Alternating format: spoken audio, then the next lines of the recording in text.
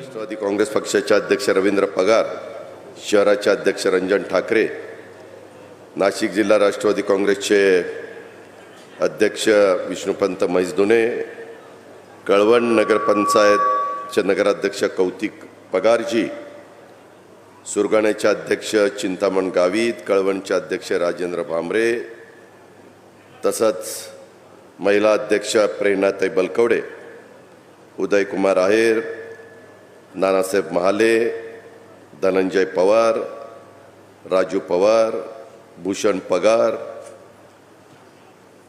सर्व उपस्थित असणारे माझ्या कळवण, सुरगाणा, नाशिक या जिल्ह्यातून आणि दोन्ही तालुक्यातून आलेले सर्व सन्माननीय पदाधिकारी, प्रतिष्ठित नागरिक, शेतकरी, पत्रकार मित्र,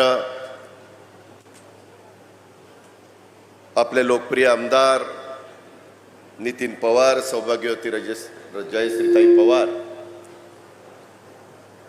आणि नितीनला त्यांचं अभिष्ट चिंतन करण्याच्या करता, त्यांना वाढदिवसाच्या शुभेच्छा देण्याच्या करता उपस्थित असणारा सर्व माझा जनसमुदाय, जमलेल्या बंधू भगिनींनो, तरुण मित्रांनो, उशीर झाला त्याच्याबद्दल सुरुवातीलाच दिलगिरी व्यक्त करतो, कारण कार्यक्रम खरं तर 11:30ला होता, पण आम्हाला यायला बराच उशीर झाला. उत्तर महाराष्ट्राचं आराध्य दैवत, महाराष्ट्रातील 3.5 शक्तिपीठांपैकी अर्धशक्तिपीठ असणाऱ्या वणीच्या सप्तशृंगीच्या मातेच्या चरणी आम्ही सुरुवातीला गेलो, तिथं वंदन केलं. एक आपली परंपरा आहे, वर्षानुवर्ष चालत आलेली आहे. आपण कुठं तरी श्रद्धा ठेवून काम करत असतो, निष्ठा ठेवून काम करत असतो, आणि त्या प्रकारे मोठा भक्तगण हा तिथं दर्शनाला येत असतो. तिथं अनेक प्रकारच्या सोयी छगन भुजबळ साहेब ह्या जिल्ह्याचे पालकमंत्री असताना केलं. मला आठवतंय सुरुवातीच्या काळामध्ये लोकांना चालत जावं लागायचं, त्रास व्हायचा. आता रस्ते रुंद झालेले आहेत, वर जाण्याच्या करता सोय झालेली आहे. ज्या काही सुविधा देता येतील त्या सुविधा देण्याचा प्रयत्न केलेला आहे. आणि आज देखील मी तिथं जात असताना माझ्यावर सगळे मान्यवर होते. मी तोच विचार करत होतो की अजून उद्याच्याला भाविकांना तिथं काय केलं पाहिजे, काय केल्यानंतर त्यांना अधिक सोयीचं होणार आहे, अधिक सुखकर होणार आहे, दर्शन घ्यायला त्याच्यामध्ये कुठलाही अडचण येणार नाही. मला आत्ताच नितीन सांगत होता की दादा तिथं एक चांगल्या प्रकारचा आम्ही प्लॅन तयार केलेला आहे आणि तो प्लॅनला देखील तुम्ही मंजुरी दिली पाहिजे. मुख्यमंत्र्यांच्या अध्यक्षतेखाली तो मीटिंग असते. श्री क्षेत्र सप्तशृंगी देवी सप्तशृंगीगड तालुका कळवण जिल्हा नाशिक येथे तीर्थक्षेत्र विकास आराखडा ह्याला मंजुरी द्यायची आहे. मी आपल्याला सगळ्यांना आजच्या दिवशी सांगू इच्छितो की लवकरच ती मीटिंग, माझ्या माहितीप्रमाणे सोमवारी दुपारी ती मीटिंग लागलेली आहे आणि मुख्यमंत्र्यांच्या अध्यक्षतेखाली आहे. मी राज्यामध्ये त्यांच्याबरोबर उपमुख्यमंत्री म्हणून काम करतो. मी आपल्याला नितीनच्या वाढदिवसाच्या निमित्तानं शब्द देतो की उद्याच्या सोमवारी 81,86,86,00,000चा तीर्थक्षेत्र विकास आराखडा मंजूर झालेला तुम्हाला सगळ्यांना वाचायला मिळेल. शेवटी कामं करायची असतात. मगाशी भुजबळ साहेबांनी उल्लेख केला, अनेक वर्ष मी देखील काम करणारा कार्यकर्ता, तुम्हालाही माहिती आहे. माझ्या भागाने 91 साली मला खासदार केलं, त्याच्यानंतर मी कधी मागं वळून बघितलं नाही. अनेक प्रकारचे चढ उतार आले, परंतु जनतेचे प्रश्न सोडवायचे, शेतकऱ्यांचं हित डोळ्यासमोर ठेवायचं आणि विकास साधायचा, हाच मूलमंत्र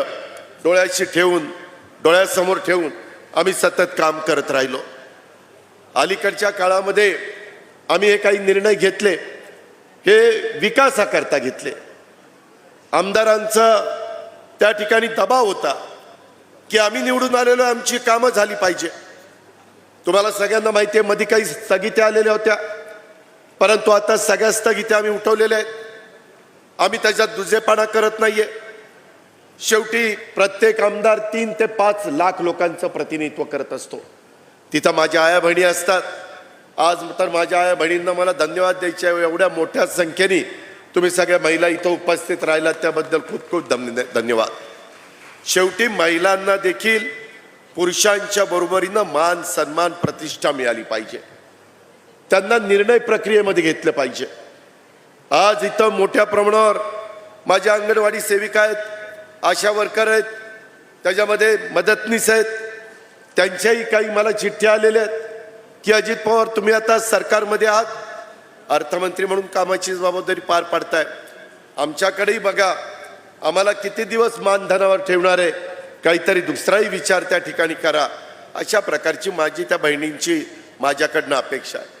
मी जरूर त्याच्या संदर्भामध्ये स्वतः जातीनं लक्ष घेऊन काय मार्ग काढायचा, मधल्या काळामध्ये काही प्रमाणात मार्ग निघालाय, परंतु अजून तुमचं समाधान होईल, अजून तुम्हाला तिथं चांगलं काम करण्याच्या करता एक विश्वास वाटेल, अशा पद्धतीचा देखील निर्णय आम्ही तुमच्या सगळ्यांच्या बाबतीमध्ये घेऊ।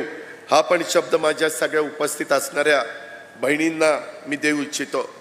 आज इथं सगळेजण आलेले असताना नितीननी त्याच्या वाढदिवसाच्या निमित्तानं अनेक गोष्टी सांगितल्या। आज खऱ्या अर्थाने तुमच्या माझ्या सगळ्यांच्या समोर प्रश्न आहे। मित्रांनो, बहुतेक जण इथं आम्ही स्टेजवर बसलेले सगळेजण हे शेतकऱ्यांचे प्रतिनिधी आहे। मी देखील आज शेतकरी म्हणून माझ्या आजोबांची, माझ्या वडिलांची ती जमीन माझ्या वाटणीला आलेली आहे, मी आज त्या बारामतीमध्ये करत असतो।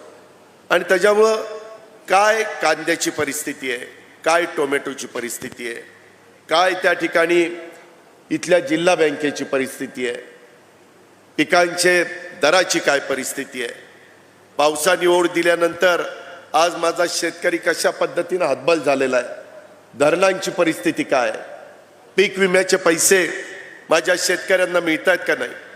मित्रांनो, महायुतीच्या काळामध्ये अनेक महत्त्वाचे निर्णय आम्ही घेतले। 1 रुपयामध्ये शेतकऱ्यांचं पीक विमा उतरवण्याचा क्रांतिकारी निर्णय घेतला। बाकी सगळे पैसे केंद्र सरकारनं, राज्य सरकार तुमचे भरतं, हजारो कोटी रुपये भरतं। का तर टप्प्याटप्प्याने आम्ही पुढे चाललेलो आहे। मला आठवतंय सुरुवातीच्या काळात मी राजकारणात आलो त्यावेळेस माझा शेतकरी सावकाराच्या दारामध्ये जायचा, 10 रुपये शेकड्याने पैसे घ्यायचा आणि कसं बसं शेती करायचा प्रयत्न करायचा। कित्येक जणांच्या जमिनी तर त्या सावकाराच्या त्या तोंडामध्ये त्यांना द्याव्या लागल्या, सावकाराला विकाव्या लागल्या, सावकारांनी व्याजामध्येच जमिनी स्वतःकडे करून घेतल्या। आणि नंतरच्या काळामध्ये आम्हाला वाटलं की नाही, शेतकऱ्याला कमी व्याजाने कर्ज पुरवठा केला पाहिजे।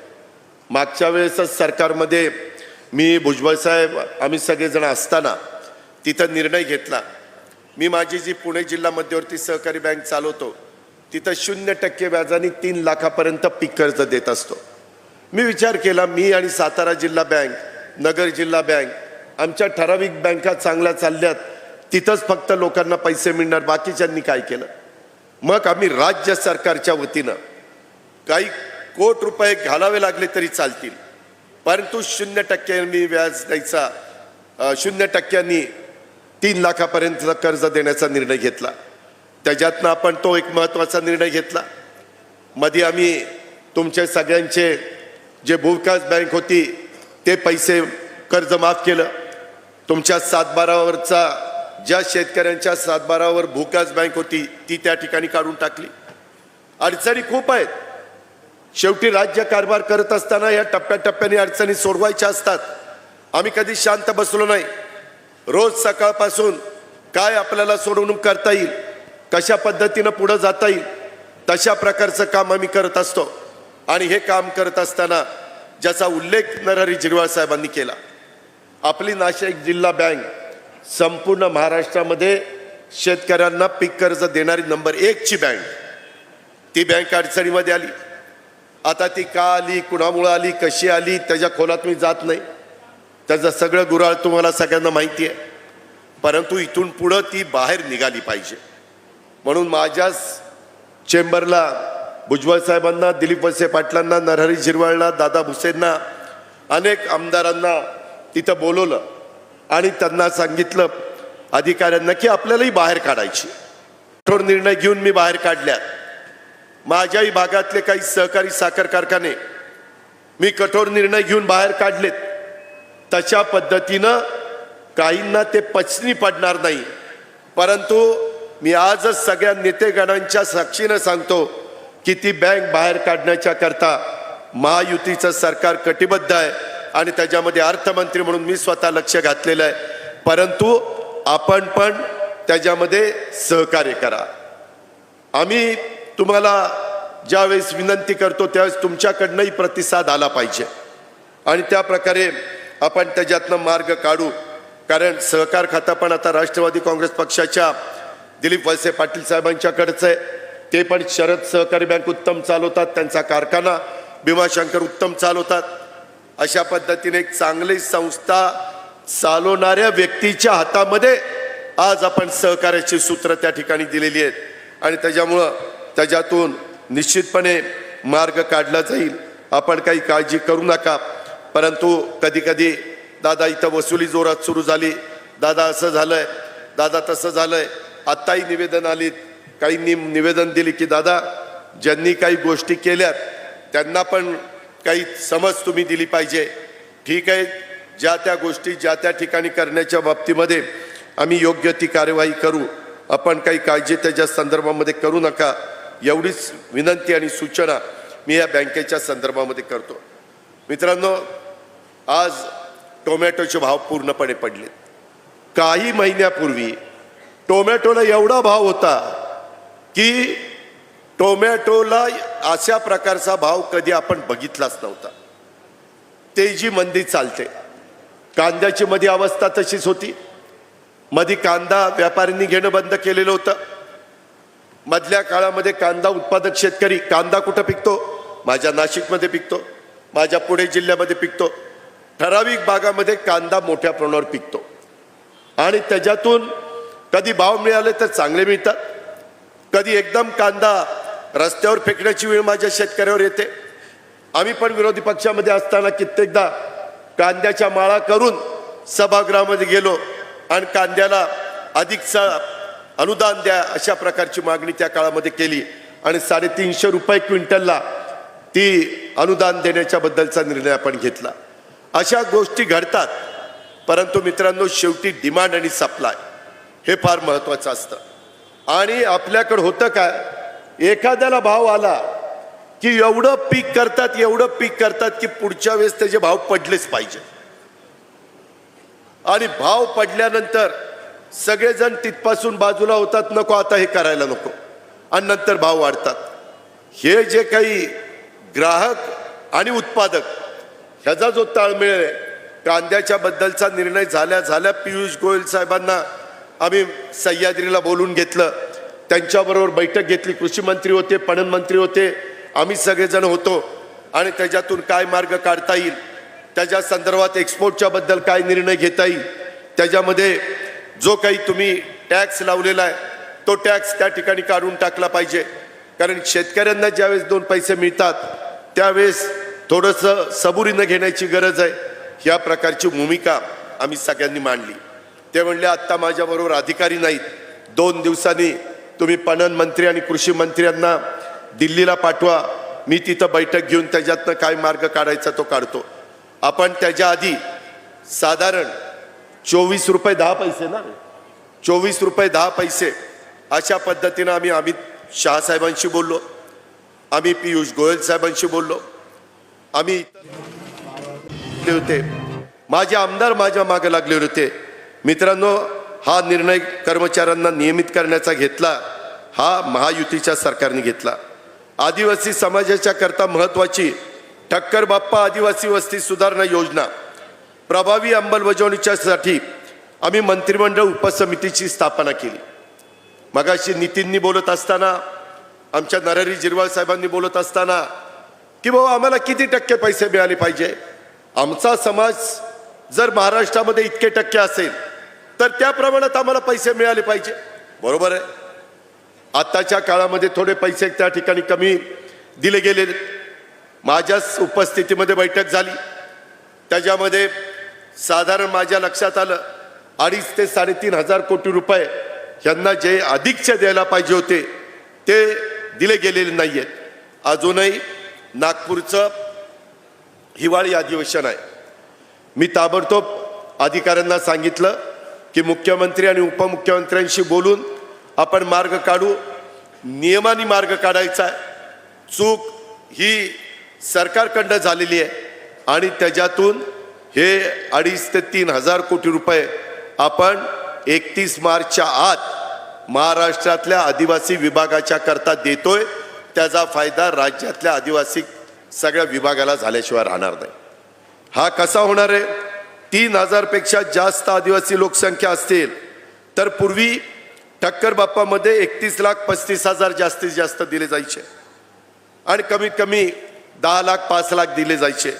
आता आपण जिथं 31,35,000 दिले जायचे तसं 3,000 पेक्षा जास्त आदिवासी लोकसंख्या क्षेत्राकरता 1 कोटी रुपये द्यायचा निर्णय घेतला.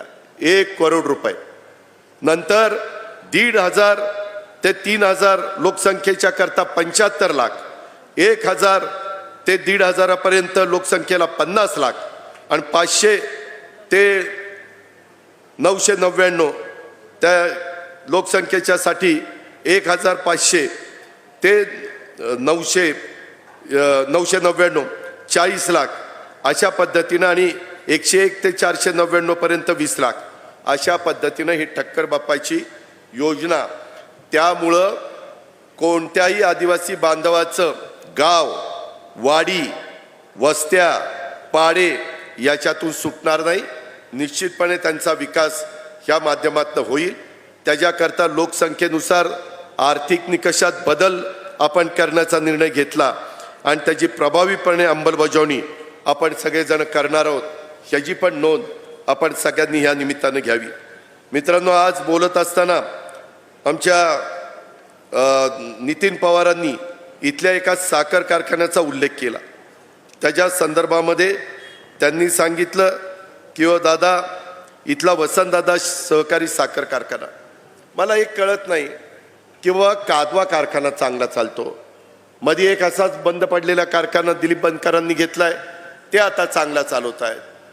आपल्या संस्था का बंद पडतायत? आपण काय कमी कशामुळे पडतोय? असं नाही करून चालणार. आज मित्रांनो, कळवण, देवळा, सटाणा, मालेगाव 4 तालुक्याचं कार्यक्षेत्र वसंतदादा सहकारी साखर कारखान्याचं आहे. आणि ते अभिजित पाटील म्हणून कुणी घेतला होता, त्यांना आता तो कारखाना सोडला. मी मधी या 3-4 आमदारांची चर्चा केली की कुणी चांगला एखादा मजबूत असा माणूस आहे का की जो कारखाना चालवायला घेईल. मागच्या काळामध्ये तुमचा कारखाना चांगला चालत होता, भाव चांगला मिळत होता, परंतु काय तिथं दृष्ट लागली आणि आपल्या कारखान्याचं नुकसान झालं, आपल्या शेतकऱ्याचं त्याच्यामुळे नुकसान झालं. आता हे सगळं करत असताना आपल्याला त्या कारखान्याच्या बद्दल तुमच्याकडे पण एखादा जर कुणी